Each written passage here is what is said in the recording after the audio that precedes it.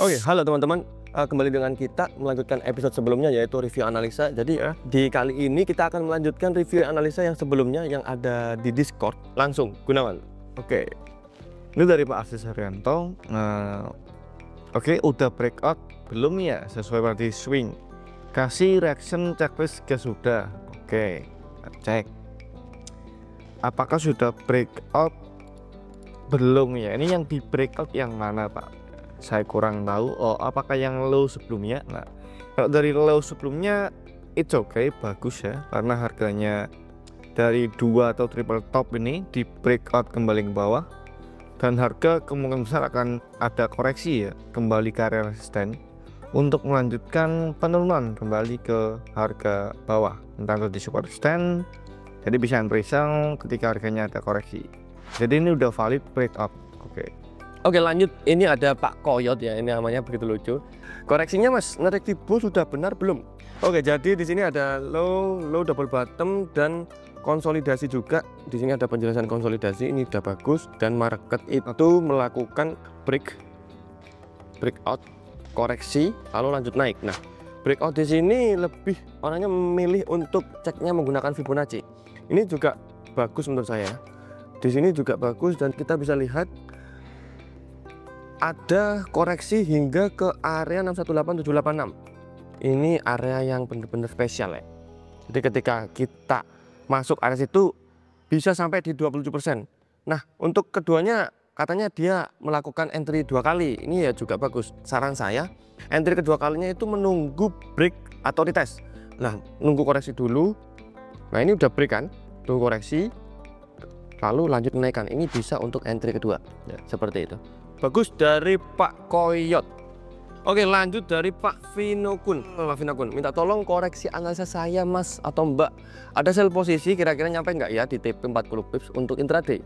Entry di area Fibo 618 dan di trendline M15 untuk konfirmasi entry sell-nya. Oke, kita cek. Di sini ada dari Audi USD ini ya. Audi USD dan membentuk high low, lower high, lower low, lower high, lower low. Bagus banget. Ini area yang bagus. Ketika market strukturnya membuat lower low, maka kita harus menunggu market membuat lower high. Nah, ada beberapa area. Yang pertama ada area Fibonacci, ini udah bagus banget.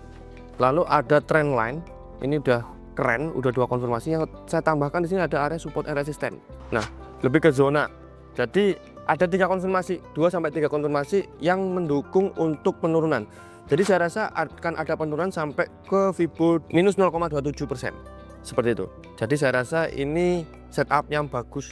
Jadi market ketika tidak sesuai dengan plan, yang penting resikonya terjaga meskipun terkena SL. Seperti itu.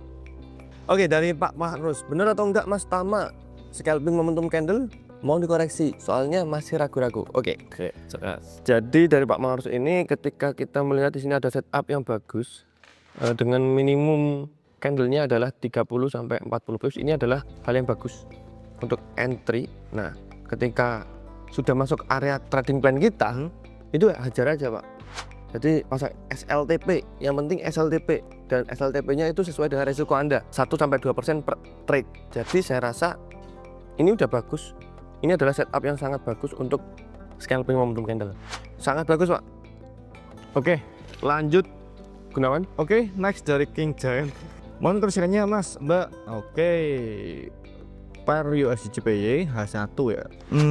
Turn weekly dari, kemudian di level weekly di 149. Nah, dan harga udah breakout trend atau key level, di break kembali ke bawah, retest lower high, lower low, lower high. Nah, secara simpel saja untuk USD Jepang Yen ya, bahwa bisa entry ya antara di area harga saat ini di area support resistance atau di atasnya, yaitu di area key level weekly. Nah, karena key level lebih kuat daripada support and resistance, dan mungkin bisa entry di area sana dengan stop loss di atasnya. Sudah bagus ya, mungkin tinggal tambahkan sedikit Fibonacci ya untuk menentukan area mahal dan area murah. Oke, next dari Pak Nagi ya, kemungkinan makin ke bawah kita cek ya.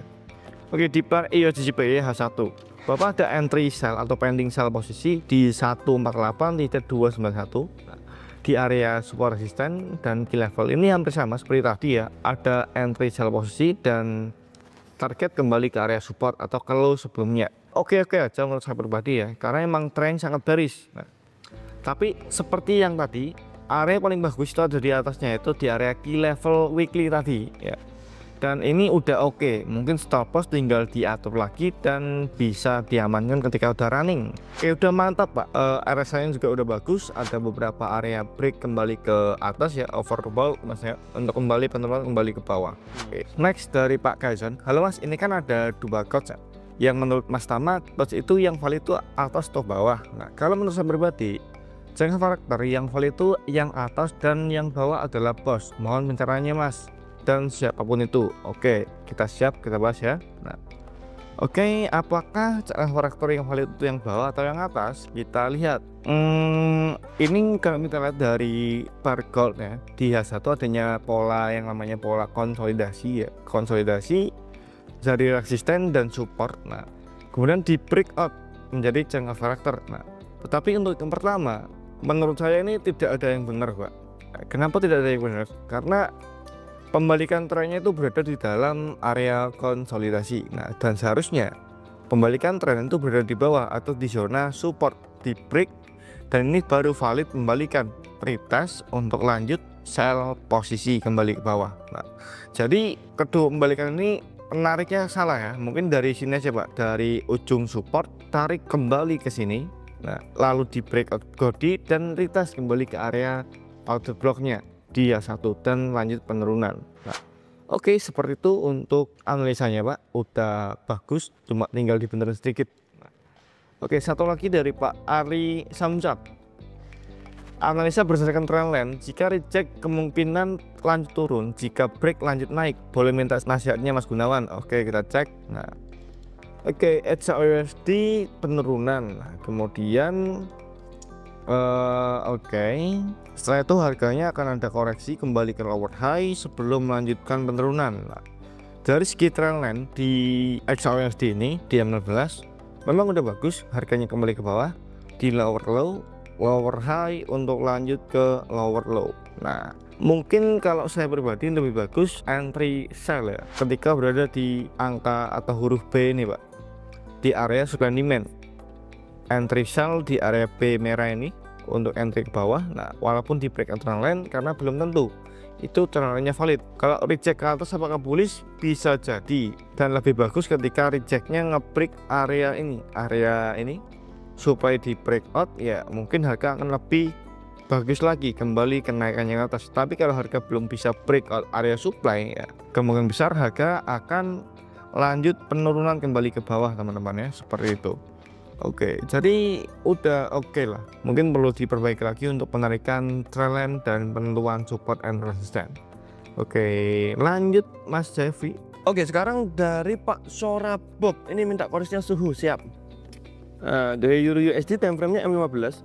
Marketnya masih untuk saat ini market konsolidasi. Jadi Pak Sorabob ini entry-nya saya rasa ketika konsolidasi. Jadi setup konsolidasi dia entry-nya di atas dan di bawah. Jadi ketika market ini di atas ini, maka dia entry sell hingga turun ke bawah. Jika di bawah maka entry buy. Nah, tapi untuk saat ini konsolidasi, jadi tetap dipertahankan seperti itu. Kalau udah trennya berubah, udah break konsolidasi, ketika break ke atas, koreksi bisa entry buy. Maka ketika entry sell, break, retest di bawah, entry sell. Seperti itu. Itu Pak Sorabob. Oke, kita lanjut dari Pak Andi Bacor dari YouTube Mas Tama. Siap, terima kasih Pak Andi. Oke, kita review dulu dari market seperti ini. Di sini terdapat trendline. Jadi ada trendline, lalu di sini juga break, retest, ada support and resistance. Mantap sekali, saya suka. Jadi clean banget chartnya. Saya suka dengan set ini, dengan chartnya seperti ini. Ketika analisanya itu sangat clean, chartnya sangat clean, tidak ada banyak seperti indikator. Saya suka. Jadi ketika market break, koreksi, retest di area sebelumnya, maka dia akan melanjutkan penurunan. Itu sangat bagus Pak. Dan saya rasa ini bisa menjadi sebuah target yang bagus, zone to zone. Jadi market itu pergerakannya zone to zone Pak. Mantap. Dari Pak Andi, keep it up Pak. Oke, saya lanjutkan di Pak Daden ya Mas Yaf ya. Nah, Oke, Pak Daden, ini kan entry antara entry buy dan sell ya di XAUUSD di time frame H1. Dan untuk harga sekarang di gold emang terjadi sebuah pola double top, break and retest kembali ke bawah, dan entry buy ketika harganya berada di support di 2864. Oke, nah antar harganya nanti kembali ke area supply terlebih dahulu, ya maka akan mencari peluang entry sell untuk kembali support.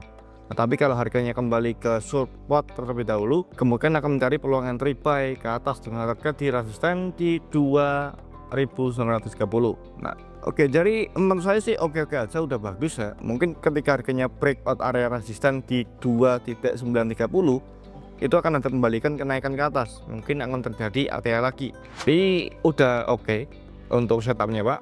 Oke, tinggal tentukan aja menggunakan Fibonacci ya. Next ada di Pak Eldra nih, ada di Bitcoin USD H4 di area support double bottom di H1. Ini menarik kan ya? Menarik nih, ini menarik. Jadi Bitcoin di time frame H4 dia ada support. Jadi beliau ini orangnya berekspektasi akan lanjutin kenaikan di area sampai area sini. Nah, area sini. Oke. Nah, jadi ini sangat bagus pergerakan zone to zone-nya. Ya. Jadi saya rasa ini opportunity-nya bagus dan lebih kolektif lagi, lebih konservatif lagi, Pak, untuk melihat konfirmasi. Jadi konfirmasi itu jangan hanya satu, minimal 2 konfirmasi, Pak. Seperti itu. Ini saya rasa udah cukup bagus untuk Pak Eldra. Oke, next di Pak Gap. Di Pak Gap ada tulisan di sini Euro USD M30 triple bottom ya Mas, mending nunggu retest atau langsung entry. Jadi ada 2 pilihan Pak. Ketika market ini sebenarnya adalah konsolidasi, ada bilang triple bottom atau triple top, saya bingung juga. Tapi saya lebih melihatnya ini adalah konsolidasi. Nah, ketika konsolidasi ada 2 cara untuk entry. Yang pertama agresif, yang kedua konservatif. Nah, ketika agresif itu biasanya orang-orang ketika break area support atau resisten itu langsung entry buy di sini. Tapi kalau orang yang konservatif biasanya orangnya itu lebih menunggu koreksi, retest, ada muncul rejection, bisa buy. Nah, itu yang konservatif. Jadi tinggal pilih aja. Kalau saran saya lebih ke konservatif. Jadi ketika ngebreak maka tunggu koreksi lalu bisa entry ketika setelah koreksi, seperti itu. Oke, teman-teman, jadi mungkin itu aja yang kita cek analisa untuk hari ini. Dan buat teman-teman yang ingin analisa nanti cek ya, bisa dikirim aja di cek analisa di